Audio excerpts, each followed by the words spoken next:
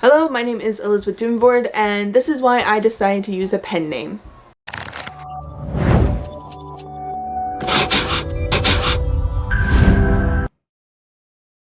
So first off, what is a pen name? A pen name is a name that is different from your own that you use for publication. So it's very common in the writer-author world to either have a pen name or not. And so there were a couple things I had to think about twice actually when deciding if I was going to use a pen name or not.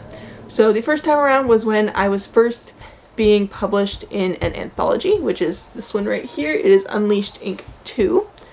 But pretty much I had to decide whether I was going to use my last name of Doomvoord or if I was going to use my now husband's last name of Thompson, because I was thinking ahead at this point because I knew that someday we maybe wanted to get married.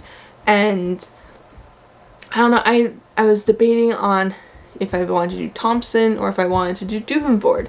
Doomvoord is my maiden name. It is obviously the one I went with. So what I ended up doing was I watched a whole bunch of videos on whether or not I should use a pen name, and I'll link all of them down below. So this isn't really too much of a should I or should I not use a pen name kind of thing, because I feel like there's a lot of videos like that, and I wanted to kind of do a video on why I chose to use a pen name.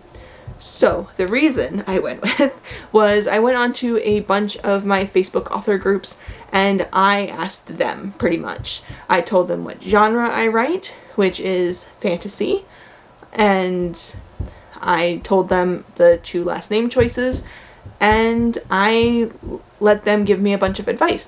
And a lot of them said that Doomvoord was more unique and it sounded more like fantasy-ish, even though it could be very hard to pronounce. But sometimes the harder names to pronounce can also be more memorable. So I ended up going with Doomvoord. One, because it's Dutch and I have lived with it my entire life and I love it, and seeing people struggle with it while saying it is hilarious. But so that was kind of my first encounter with the whole should I have a pen name kind of thing. And then more recently I had another encounter with this where I was debating on if I should use a pen name because I was thinking of branching out of my current genre. So right now I write fantasy and I am already working on books in middle grade, young adult, and adult or new adult.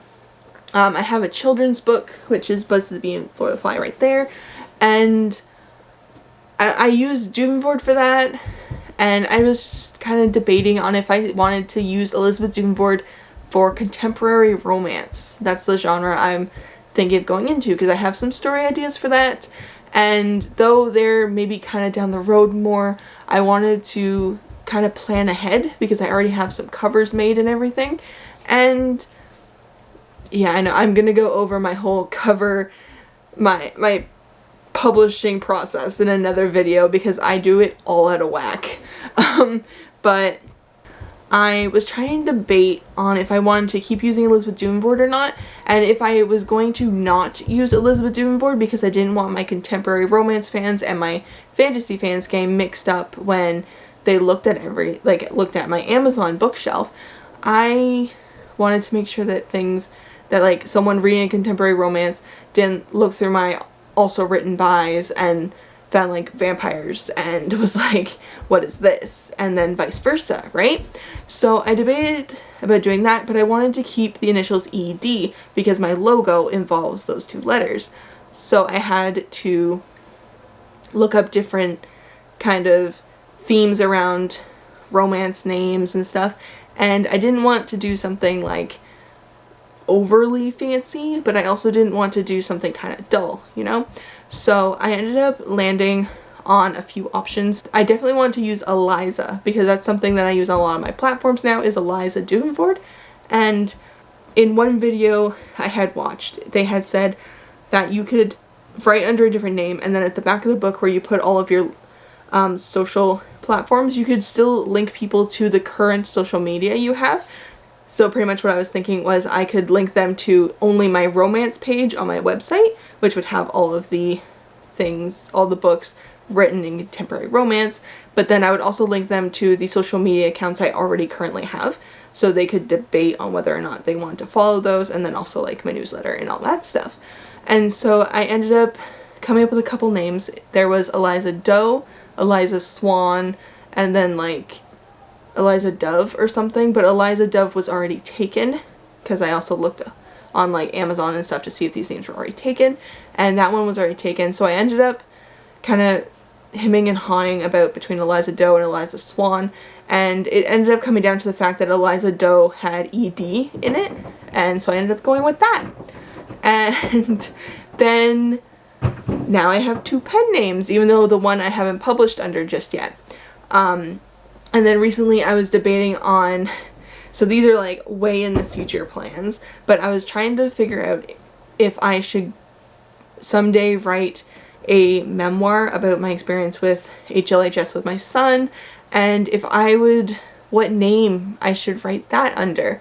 And so I ended up attending a class with book launchers, which I'll link them down below, but so they had like this little lesson on, I don't even remember what it was on, but at the end you could ask any questions you wanted, and that was a question I asked, was if I write fantasy and romance and I have pen names for both of those, what name do I write a nonfiction under?